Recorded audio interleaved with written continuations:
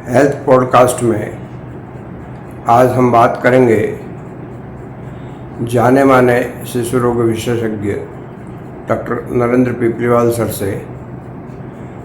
स्वागत है doctor पीपलीवाल। Doctor, आपने अभी एक टीके का नाम लिया, तो मैं जानना चाहता हूँ कि माता पिता कब कब बच्चों का टीकाकरण कराएं और ये कहाँ होता है। आजकल टीकाकरण जो है, नॉर्मली जो डिलीवरी होती है वहीं से हम शुरू कर देते हैं और उसमें जो टीका है, हम पहला टीका हम बीसीजी का लगा देते हैं, फिर हेपेटाइटिस बी का लगा देते हैं और पोलियो ड्रॉप दे देते हैं। उसके बाद में 1.5 महीना, 2.5 महीना, 3.5 महीना, तो उसके अंदर भी फिर जो है हम रिपीट करते हैं, जिसमें आजकल पेंटावेलेंट, हेक्सावेलेंट आ रहे हैं। उसके अंदर जो है वो डीपीटी का हो गया और हेपेटाइटिस बी का हो गया और एच इन्फ्लुएंजी का हो गया। तो अगर मैं इसको कहूँ, जो 1.5 महीना, 2.5 महीना और 3.5 महीना अक्सर जो आप टीका लगवाते हैं, तो डीपीटी क्या है? डीपीटी जो है डिप्थीरिया पर्टुसिस टिटेनस को हम डीपीटी कहते हैं। इसी तरह से ए पर हेपेटाइटिस बी है, ये भी एक जानलेवा बीमारी है, हेपेटाइटिस बी, उसका एक टीका हम लगाते हैं। फिर उसके बाद में आ गया एच इन्फ्लुएंजी, ये भी एक बैक्टीरिया है जो मस्तिष्क में जाके और मस्तिष्क को ख़त्म कर देता है।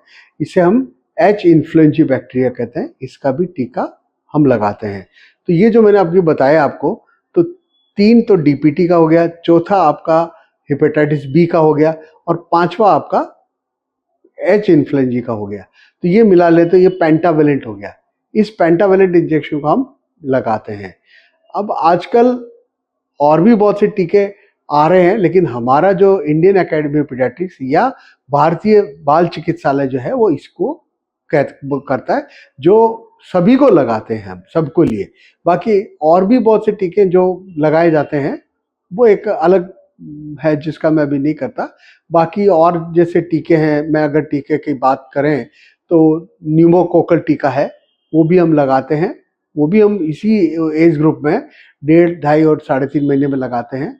न्यूमोकोकल एक बीमारी है जो न्यूमोकोकस बैक्टीरिया से होती है और ये भी बच्चों में अंडर 5 में निमोनिया का बहुत बड़ा कारण है और इससे बचने के लिए इस टीकों को हम लगाते हैं।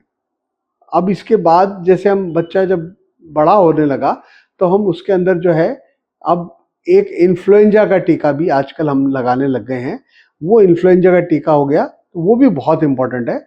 ये हमको इस कोरोना ने सिखाया है कि ये इन्फ्लुएंजा कितनी खतरनाक बीमारी है और कितनी जानलेवा है। तो ये इन्फ्लुएंजा का टीका है, तो इसको हम 1 महीने के अंतराल से 2 टीके लगाते हैं। इसी तरीके से और भी बहुत से टीके आते हैं, जैसे आपका चिकन पॉक्स का हो गया, हेपेटाइटिस ए का हो गया, टाइफाइड का हो गया। अब आजकल जो है ना, लड़कियों में, बच्चों में, इवन आजकल लड़कों में भी जो है, ये हम जो आजकल HPV जो आ रहा है, ह्यूमन पैपिलोमा वायरस, वो टीका भी हमने आजकल स्टार्ट कर दिया है। वो भी हमने स्टार्ट कर दिया और वो उसके बहुत अच्छे रिजल्ट है। और जो सर्वाइकल कैंसर है, वो सर्वाइकल कैंसर जो सर्विकल कैंसर जो लेडीज में होता है, उसका मेन कारण ही ये पैपिलोमा वायरस है। और इसके बाद में जब बच्चा जब किशोर अवस्था में आ जाता है, तो इसकी जो दूसरी डोज है, हाफ डोज होती है, DTP है या वैसे है, वो उसमें लगाई जाती है। एक शिशु को किस तरह की खुराक दी जानी चाहिए कि उसका जो विकास है वो आपके जो पैरामीटर्स है उसके अनुरूप हो? इसमें ये देखा जाए कि जो बच्चा है, मैं अगर आपको नियोनेटल पीरियड से भी बात करूं, तो बच्चे का जो रिक्वायरमेंट है वो 100 ml पर केजी से हम मानते हैं, या 100 ml या कैलोरी भी मान सकते हो आप। तो जैसे 2.5 किलो का बच्चा है, तो 2.5 किलो का मतलब उसको करीब 250 ml रिक्वायरमेंट होती है। वो 250 ml उसको हमें 24 घंटे में देना है। मतलब जो बच्चा जन्म के आया है, तो कम से कम माँ का दूध या ऊपर का आहार वो 250 ml तो होना ही चाहिए। अगर 250 ml नहीं होगा तो बच्चे को दिक्कत पड़ने लग जाएगी। तो ये नॉर्मली हम सिंपल बात है कि 100 ml मल्टीप्लाई विद के वेट ऑफ द बेबी वो कैलकुलेट करके हम उसको बना देते हैं। अब जैसे जैसे बच्चा बड़ा होता है उसकी रिक्वायरमेंट बढ़ने लग जाती है, उसके अंदर प्रोटीन है, वाइटामिन है, मिनरल्स हैं, ये रिक्वायरमेंट आ जाती है, कैल्शियम है, आयरन है ना, इनका संतुलित रूप से दिया जाता है। हमारे यहाँ पर ये देखा गया है कि हमारे यहाँ विटामिन डी की कमी रहती है, तो विटामिन डी के बहुत से सोर्स हैं, सूरज की रोशनी भी है, घी भी है, दूध भी है, पनीर भी है, ये हैं, तो ये हमें देना चाहिए। लेकिन फिर भी ऐसा देखने में आया है कि इसके अलावा भी हमें बच्चों को सप्लीमेंट करना ही पड़ता है, क्योंकि उनकी ग्रोथ को, डेवलपमेंट अच्छा हो उसके हिसाब से देखने के लिए। इसी तरह से विटामिन ए है, विटामिन ए का बड़ा रोल है आंखों के लिए, तो गवर्नमेंट भी प्रोग्राम चलाती है जिसके अंदर विटामिन ए सप्लीमेंट किया जाता है बच्चों को। फिर उसके बाद में आपका आजकल ये भी देखने में आया है कि विटामिन B12 की डेफिशिएंसी भी बहुत होने लगी है। और विटामिन B12 की डेफिशिएंसी के बहुत से कारण है, क्योंकि हमारे यहाँ मेजोरिटी में लोग जो है वो शाकाहारी हैं, तो विटामिन B12 का जो सोर्स है वो सारा नॉन वेज है। अब वो नहीं मिल पाता है। दूसरा दूध भी अच्छी क्वालिटी का नहीं मिल पाता है, तो विटामिन B12 की भी डेफिशिएंसी हो जाती है।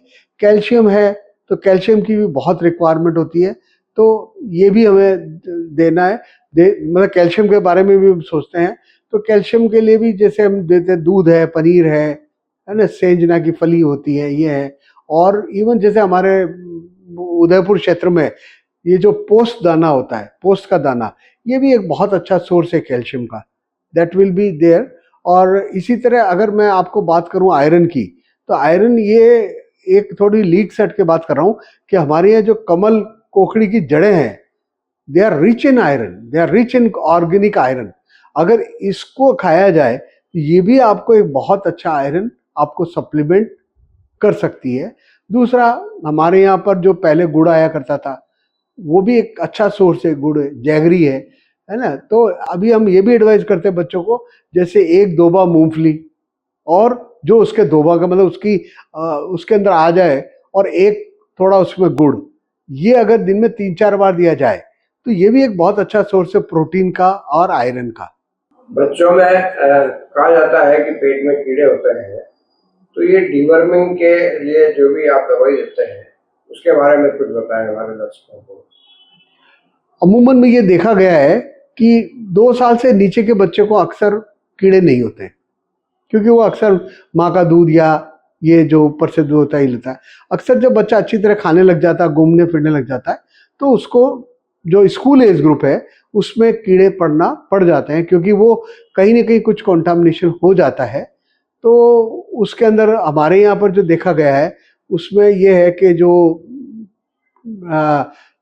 पिन वॉर्म है, एस्केरिस है, टीनिया है, टीनिया सोलियम है, तो ऐसे बहुत से कीड़े हैं कि जो देखने में गए।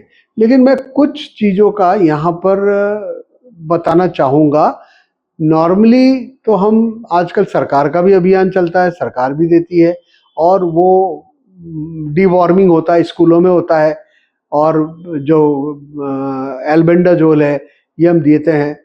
मैं एक थोड़ा विशेष रूप से ये बताऊंगा कि पर्टिकुलरली यहाँ पर हमारे क्षेत्र में हाइड्रेटेड सिस्ट बहुत भी देखने को मिलती है।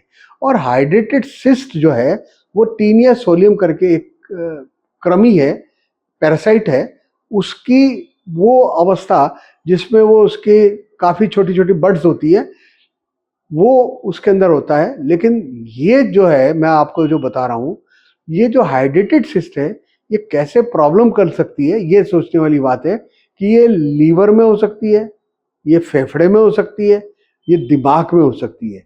अब अगर ये चीज़ जहाँ होगी वैसे ही सिम्टम उसके होंगे, और इसका डायग्नोसिस करके अगर ये ब्रेन में है तो प्रेजिक्विंटल आती है, टैबलेट आती है, हम देते हैं, उससे कंट्रोल होता है।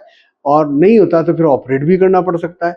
लीवर में भी हाइड्रेटेड सिस्ट होती है, उसको भी हमें कभी कभी ऑपरेट करके निकालना पड़ सकता है।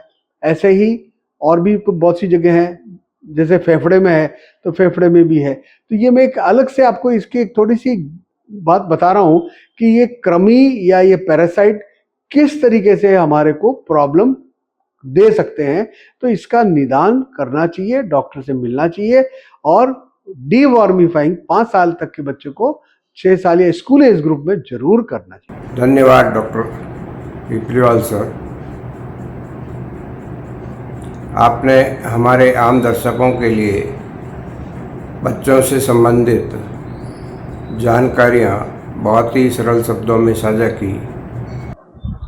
आप सभी से निवेदन है कि पेज को फॉलो करें, कमेंट करें और लाइक करें ताकि हम विशेषज्ञ चिकित्सकों से बात करके आपके लिए और भी उपयोगी जानकारियाँ ला सकें। धन्यवाद।